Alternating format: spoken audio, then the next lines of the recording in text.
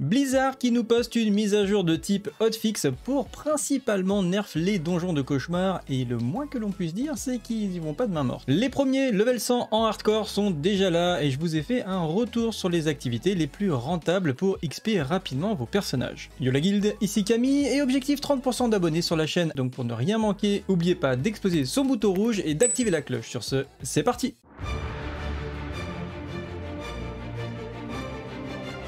Vous avez toujours 50 € de clé CD à remporter, et bien sur le Discord, un seul clic, vous vous inscrivez et vous remportez ça. C'est également bientôt la fin de l'OP Call of Dragon, un grand merci pour votre participation, on est à plus de 70% je pense de la complétion des différents objectifs. Si vous voulez participer, je vous mets le lien en description, ça prend 5 minutes, vous pouvez monter niveau 5 dans le jeu et participer à l'OP, ce qui vous donne accès à des giveaways pour le niveau 5 respectivement, et pour ceux qui sont plus déterminés, vous avez également un deuxième giveaway bonus.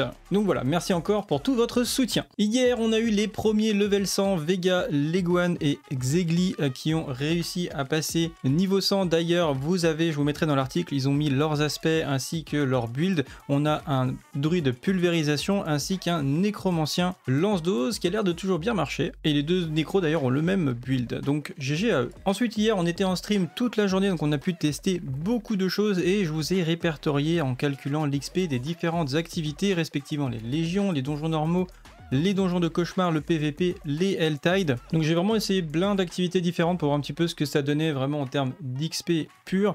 La Légion reste le plus gros pic que j'ai fait en termes d'XP, c'était vraiment sur une Légion avec 11 buffs où je n'étais pas groupé, où je tournais à peu près à 4 millions d'XP, quasiment 4 millions d'XP par heure sur un event donc qui se produit une fois toutes les 30 minutes. Encore une fois, c'est indiqué sur le site helltide.com, hein, vraiment vous allez dessus et c'est Next Legion, c'est ici, ça apparaît sur votre carte. Il faudra bien débloquer les bastions qui sont concernés par les légions pour pouvoir les faire, sinon vous risquez de pas pouvoir de manquer des légions. Ensuite, j'avais fait un donjon de cauchemar ruine oubliée au niveau 2 qui m'avait donné beaucoup d'expérience, faut-il encore tomber sur la clé, mais c'est vrai que c'est un très bon donjon. C'est la caverne d'Uldur, donc côté PvE, je trouve que faire un mix en fait entre faire des légions et spammer la caverne d'Uldur, ça permet d'avoir des bons taux d'XP et de vraiment bien enchaîner. Après forcément en faisant ça, vous montez juste l'XP et vous ne progressez pas sur le reste du jeu. Donc après c'est à vous de voir ce que vous voulez faire, mais si c'est vraiment l'XP qui vous intéresse et d'avoir aussi quand même pas mal de loot, et bien la caverne d'Uldur ça marche pas trop mal. Également le PVP, honnêtement j'ai été très surpris, ça marche très fort. Alors là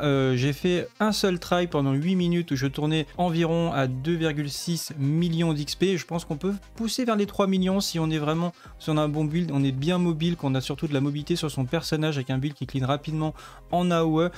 Clairement le PVP ça peut monter plus haut, peut-être que ça peut passer d'ailleurs devant la caverne d'Uldur, et en plus de ça, vous pouvez farmer pas mal d'équipements ciblés puisque vous récupérez des objets comme un peu des obols, hein, donc des graines de la haine que derrière vous pouvez convertir en l'objet de votre choix, donc c'est assez puissant pour pouvoir viser une partie en particulier d'équipement. Le plus décevant reste la Helltide, hein, que donne pas beaucoup d'XP. Je sais pas s'ils ont réduit la densité, mais il y avait vraiment pas beaucoup de densité de mobs en tout cas sur les dernières Helltide. Pourtant ils avaient dit qu'ils allaient l'augmenter, donc j'étais très déçu de mes dernières Helltide. Pourtant c'est vraiment un format du jeu qui est essentiel déjà parce qu'on a besoin de composants à l'intérieur. C'est un petit peu dommage qu'ils mettent pas plus de récompenses à ce niveau là. C'était pas trop mal sur la saison précédente, c'était vraiment une activité que je trouvais hyper intéressante d'optimiser.